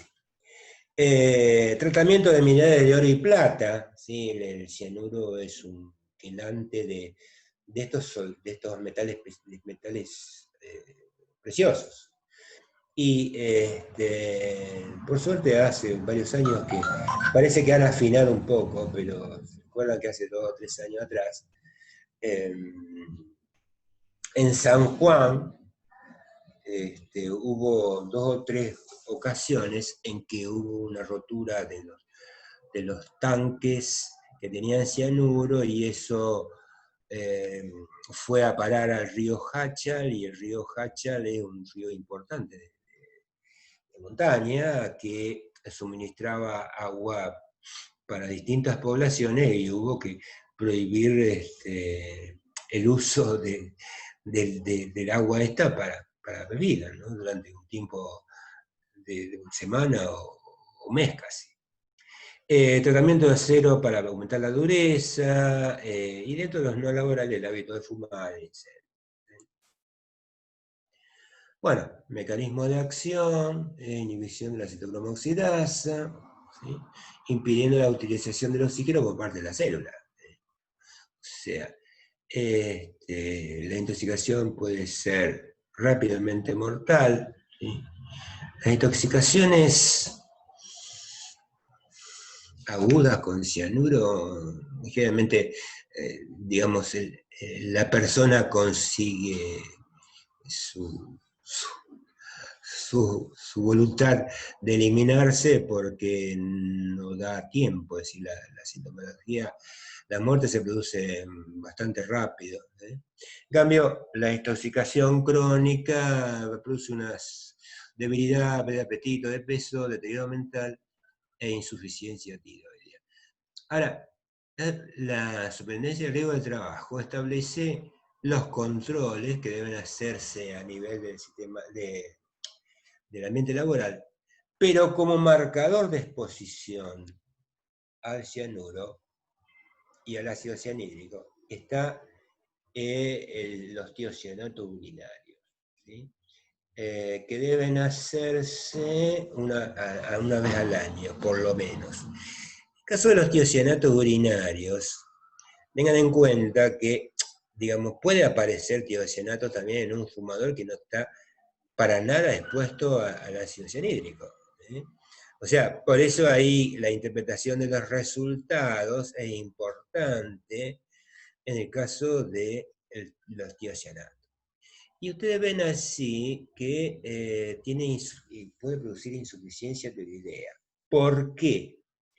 Porque en el monitoreo biológico, además del tiocianato urinario, que es un marcador de exposición al cianuro, también se utilizan, la Superintendencia de Riesgo del Trabajo recomienda hacer dosaje de T4, T3 como marcador de efecto, porque el tiocianato es un anión, ¿sí? Que tiene una carga negativa y un diámetro atómico bastante parecido al ioduro, de manera que la glándula tiroidea se confunde, y en lugar de tomar, digamos, el ioduro para la síntesis de T3 y T4, ingresa el tiocianato confundiéndola y no la puede sintetizar. De ahí que es importante a estos operarios, y la Superintendencia de Riesgo de Trabajo sugiere hacerlo, ¿no? O sea, además de como marcador de exposición, el marcador de efectos que son las hormonas tiroideas. Bueno, creo que por hoy nada más, porque mañana vamos a empezar con otro tipo de sustancias. Espero no haberlo aburrido mucho, me pasé 15 minutos, pero bueno, mañana seguiremos. Gracias, Héctor. Hay unas preguntas que unos alumnos habían planteado en el chat. No sé si están todavía como para hacerlas en vivo y en directo. Sí, Olivares está. Sí. Doctor, quisiera preguntar en relación a algunas fábricas que, digamos, utilizando el artilugio de artesanales, figuran como comercio y se encuentran en zonas urbanas, como por ejemplo la fabricación de sellos de goma, que genera inhalaciones, olores molestos. Si hay algún producto que haya que investigar, si hay algún riesgo en esas emanaciones, bueno, un poco esa es la duda que yo tenía. Mira, lamentablemente no sé con qué están trabajando. Supongo que será algún tipo de solvente para las tintas. Lamentablemente no te puedo, pero te puedo averiguar, ¿sí? O sea Bárbaro. que de las fábricas de sellos, digamos así. Exacto, son fábricas, digamos, que al tener la denominación de artesanal permiten funcionar en zonas urbanas. Sí, sí, digamos. Y Y fíjate vos que automáticamente no te digo. pasan a convertirse en comercios que pueden funcionar en cualquier zona urbana, ¿no es cierto? Sí, sí, sí. Te digo, incluso hay muchas talleres de cromado, que no te digo, están en el microcentro, pero Sí, sí. salís de los grandes bulevares, o sea, de Pellegrini, Lagos, o si querés, Francia, y hay varias. ¿Sí? Sí, sí. Sí, sí. Sí, sí. Los talleres de cromado que están continuamente trabajando con cromo, con cianuro. ¿Sí? Y todo eso genera emanaciones, me imagino. Claro, entonces, viste, lo que pasa es que viste, le putean cuando va el inspector, viste, a tomar muestra de la, ¿cómo se llama eso? Pero si no fuera por eso, se imagina que tirarían todos esos compuestos al agua corriente, digamos, que después Claro, lo va. ¿Sí? claro. Bárbaro. Vos sabés que en una oportunidad un señor me trajo una botella de vino, era. ¿Vieron? Ajá. ¿Viste? Por supuesto, tenía algo adentro, un líquido, agua. Viste que el vino tiene un color verdecito, el vidrio de la botella es un color verde, Sí. verde claro, ¿no? Entonces me trajo un líquido y dice, doctor, si quiero que me analice cromo. Y yo lo miro, digamos, a través de la botella y sabía que era amarillo el líquido. Ujú. Digo, pero ¿cómo puede ser? Sí, dice, lo que pasa es que yo vivo cerca de un pueblo cercano a Rosario. Y dice, un taller que se fundió y tiró todo en el pozo ciego. Entonces, el agua, no sé, a 100, 200 metros de la redonda, estaba contaminada con cromo. Tal es así que tenía un color amarillo del cromo, del cromato. Claro. Sí, sí, sí, sí, sí. O sea, muchas veces, un- lamentablemente, ¿viste? Uno piensa que lo enterrá y no pasa nada, pero eso después pasa a la napa y de alguna manera se contamina todo. Claro, claro. Sí. Bárbaro. Muchas gracias. Te averiguo, Josefina, no sé si para mañana, pero bueno, después en todo caso le comentamos a Alexis. Sí, Muchas Josefina gracias. tenía otra pregunta, profe.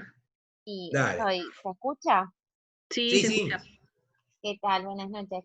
Doctor, Hola. lo escuché que mencionó el amoníaco y me surgió una duda con respecto a la producción avícola que se genera durante la producción, concentraciones de amoníaco.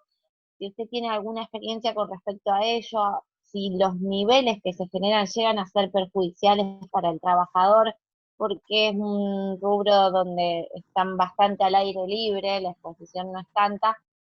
Y en el caso de que sí, si tiene conocimiento de algún elemento de protección personal, la máscara que se recomiende. Mira, yo no tengo experiencia en eso, pero obviamente la materia fecal esa después de un cierto tiempo produce un olor a amoníaco, hay desprendimiento amoníacal. Así cuando uno entra a un baño sucio y tiene ese olor a orina podrida, es porque a través de la orina nosotros eliminamos la urea que con el tiempo se va hidrolizando y genera el amoníaco, ¿no?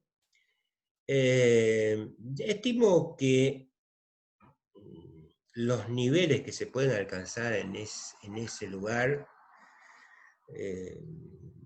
no son lo suficientemente altos como para que, además de producir esa irritación local sobre las mucosas, no creo que le produzca algún daño a nivel crónico, ¿no?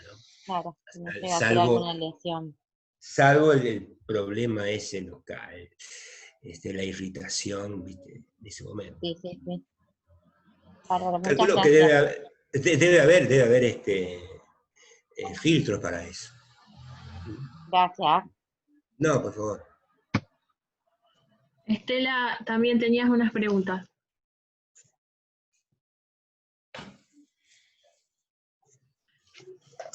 Estela, ponete el micrófono.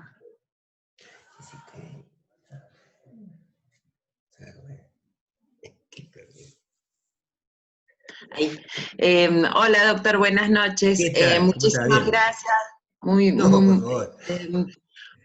buena su clase. Bueno, soy odontóloga, estoy trabajando dentro del espacio y abriendo un espacio de odontología laboral.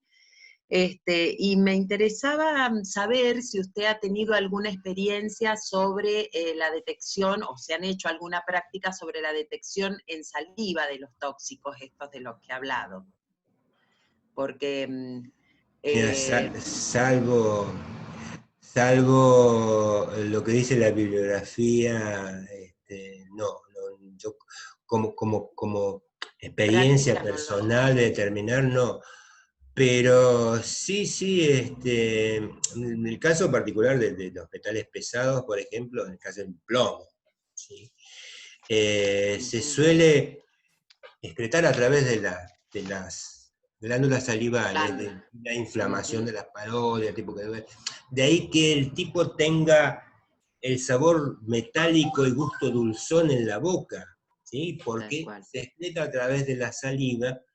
Y eso, en individuos que tienen una mala higiene bucal, y sobre todo cerca a una carie, donde se produce una fermentación, el ácido sulfídrico, producto de la fermentación bacteriana, en contacto con el plomo de la saliva se produce el sulfuro de plomo, que es un precipitado, que ustedes lo van a ver como un depósito de color gris pizarra, que son las famosas... líneas de Barton. Las líneas de Barton, sí. Sí, yo no las he visto porque realmente no. Se ve que todos tienen buena. Dicen que son los que tienen una mala higiene bucal, sobre todo cerca de las caries. Sí, se agrega. Donde, claro, sí. Se agrega, sí. Bueno, no, y también me resultaba valiosísimo los aportes suyos, y pensaba yo en la respiración forzada, cómo penetran también los tóxicos, y lo importante a veces que es detectar lesiones en la boca, porque así como en esto que hablábamos, que hablaba usted de la respiración y el filtrado ciliar, y la ingesta del tóxico por vía digestiva, bueno, la implicancia que tiene en la boca eso es bien notable. Y bueno, en esto, en un respirador bucal, como también incide, porque una persona que está trabajando y tiene por cualquier razón la nariz tapada, o utiliza la boca, ¿no es cierto?, en una respiración forzada porque está haciendo un trabajo extremo, la boca está hablándonos permanentemente del espacio laboral. Así que bueno, me resultó muy interesante todo lo que dijo, e incluso pensaba también en el mecánico dental, cuando trabaja con los cromos, que no tenemos estudios, no hay nada nada a nivel odontológico para hacer evaluaciones en los que trabajamos con estas estos Digamos, metales. fíjate vos que en el caso del mercurio, que evidentemente los odontólogos son los más expuestos laboralmente, ¿no? Al mercurio. Creo, la intoxicación más grave que me ha tocado participar fue de un señor jubilado, que no sé si tenía un familiar que era odontólogo o estaba relacionado con odontólogo, algo así. La cosa que cuando se jubiló, como una manera de rebuscarse unos pesos, iba a estos consultorios de los odontólogos y le daban los restos de las amalgamas, ¿no? Entonces, como el mercurio fue caro siempre es caro. Entonces, él, digamos, en su casa, en el jardincito que tenía, con un calentador gran metal, con una lata de dulce de batata, puso todo eso, lo empezó a calentar, cosa que, digamos, el mercurio ¿Sabe tiene lo que puede haber sido? Las láminas de las radiografías. No creo que el plomo, o sea, que una tapadura, porque las tapaduras generalmente cuando uno las empieza a sacar, o sea, yo creo que ha habido bueno, era algo. Una Y la cuestión cosa es que comercial ahí entre se intoxicó terriblemente, porque el Ah. mercurio destila 300 y pico grados, entonces sufrió una intoxicación muy importante, y obviamente no solamente él, sino las plantas, los molbones que tenía la señora, se las quemó todo, ¿sí? Y con respecto a la saliva, yo no tengo experiencia, pero sí he visto información, sobre todo en pediatría. En pediatría, para los monitoreos biológicos de las drogas de uso terapéutico, para monitorear, a veces los chiquitos es difícil sacarles sangre, es traumático. Entonces, le han probado y hay trabajos donde se determina los niveles de fenobarbital, carbamazepina, valproico en saliva. Lo que pasa que no tienen que ver con respecto a los valores en sangre, porque fíjate vos que hay una relación entre droga libre y droga unida. Y la que ejerce el efecto es la droga libre que va al sitio de acción. ¿Sí? Entonces, lo que hay en la saliva está relacionado con la droga libre que es la capaz de filtrar. Porque la que está unida a la proteína no va a pasar a la saliva. ¿Entendés? Entonces, habría que hacer una experiencia, digamos, con respecto a los valores encontrados en la saliva, cómo se correlacionan con en los valores en sangre, ¿no? que sí hay mucha información. Lo mismo pasa con el alcohol en sangre, hay mucha información sobre el alcohol en sangre, sobre el alcohol en orina. Bueno, pero también ahora se está haciendo el alcohol en humor vítreo que en los cadáveres, ¿no? En saliva, y depende mucho. ¿Sí? Hay cosas, por ejemplo, en el caso del alcohol en el aire expirado, es un método práctico, porque vos tenés, hacer una respiración y tenés el resultado. Lo que pasa es que hay que saberlo interpretar, porque eso puede adolecer de mucha interferencia. Es decir, si vos te haces un buche con alcohol y sin tomar nada, te va a dar positivo. Claro. O te haces un buche con estos colutorios que tienen con los enjuagues bucales, claro. Y va a dar positivo, y uno no está bajo los efectos del alcohol. De ahí que siempre en los controles así de alcoholemia siempre hay un médico que, si te da positivo,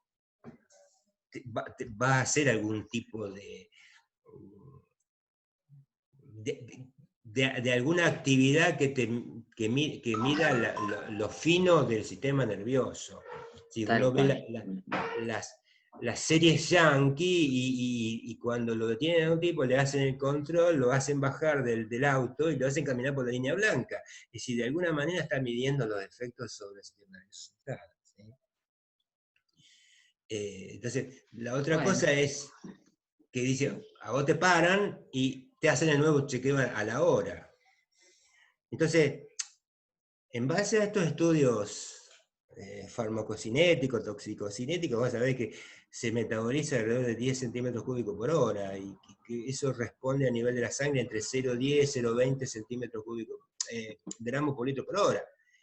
Entonces, si vos tenés más de 0,50, o sea, lo más probable es que tenga 0,8, por ejemplo, y vos le querés echar la culpa, no, porque me hice un buche o me comí un bombón con licor, y te da 0,8.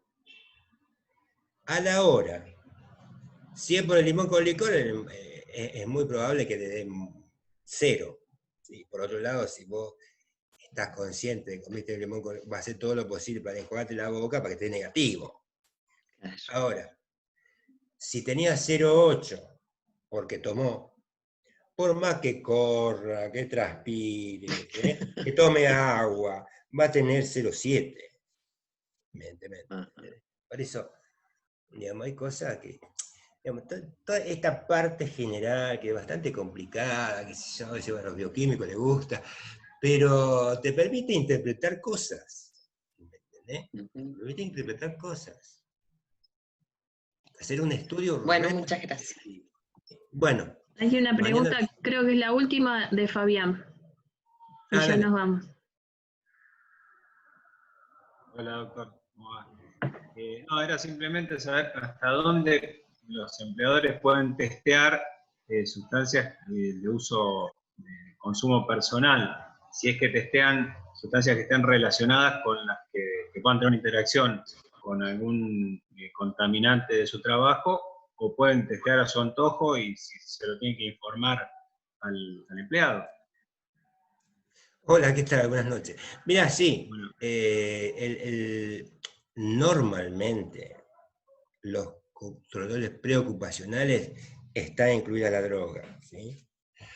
Pero para que tenga algún valor, teóricamente, tiene que, como el HIV, el operador tiene que firmar el consentimiento, porque, viste, si no firma el consentimiento, no tiene valor esa prueba, digamos, ¿sí? No lo puede echar, no puede hacer una sanción disciplinaria, por el estilo.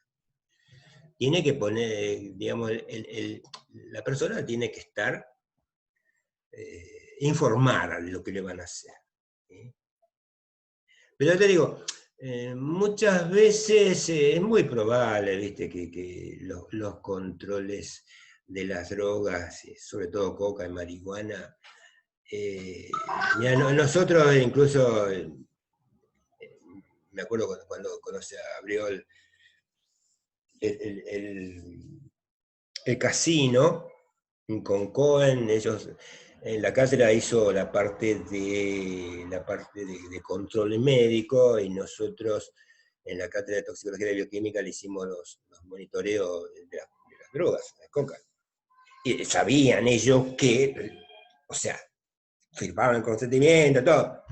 Y vos sabés que, estoy hablando como 10 años atrás, pero entre el 5 y el 10% daban positivo, de personas que sabían que le iban a controlar.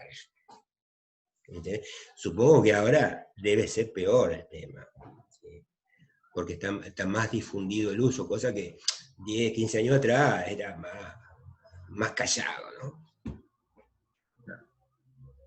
Bueno, muchas gracias, doctor. No, por favor, gracias a ustedes. Chao. Bueno, me parece que no hay más preguntas, así que mañana igual lo tenemos al profesor y seguimos. Gracias, Dale. Héctor. Y nos vamos. Jorge, ¿vos querías Bueno. agregar algo más? Nos vamos. No. Gracias a vos. Bueno, adiós. Hasta mañana a todos. Chao, buenas noches.